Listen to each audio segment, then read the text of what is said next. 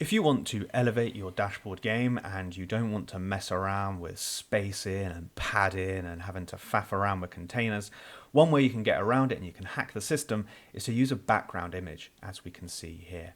So how does it work? How do you do it? Let's hop straight in and take a look. Hey guys, welcome back to Rather Be Vision. My name is Sam, and today we're going to be taking a look at how you can use a background image in order to elevate your dashboard and be able to cut out some of the design elements that are involved when building a dashboard. So let's hop straight into Tableau and I'll talk you through how about you do this. So here we are in Tableau. I've got a very simple workbook here. I've got a sheet for my KPIs. I've got a sheet showing some metrics. So I've got my sales, my profit, and my average discount. And then I've got a chart here showing my sales and profit as a combined chart, so bar and line. Now what I'm going to do, I'm going to come over to dashboard and I'm going to make a new dashboard here. And the first thing I'm going to do is I'm going to bring in an image and I'm going to stick that at the back. Now I've already made this. I'm going to select my background. I'm going to choose to fit it and center it and I'll click OK.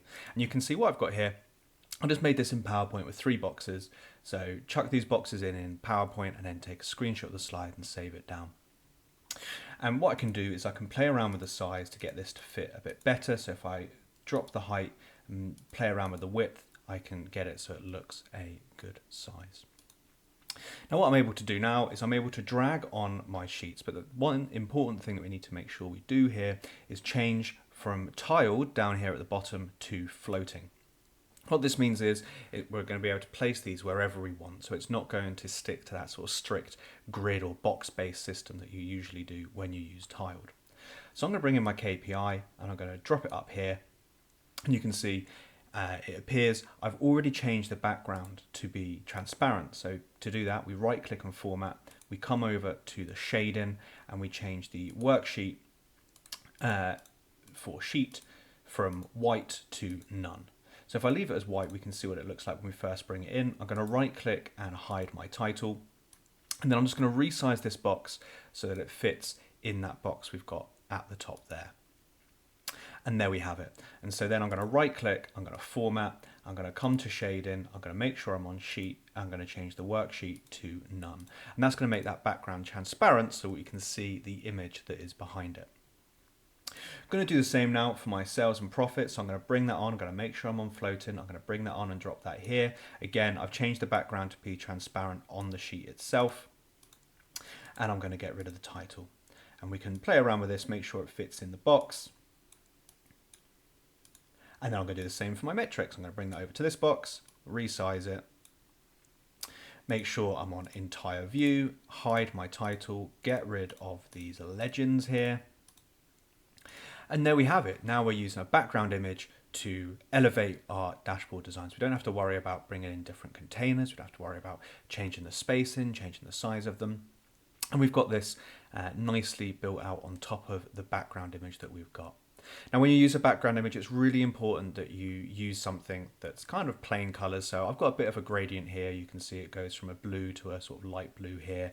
And then for my 2 boxes underneath, it goes from dark blue at the top down to a lighter blue at the bottom.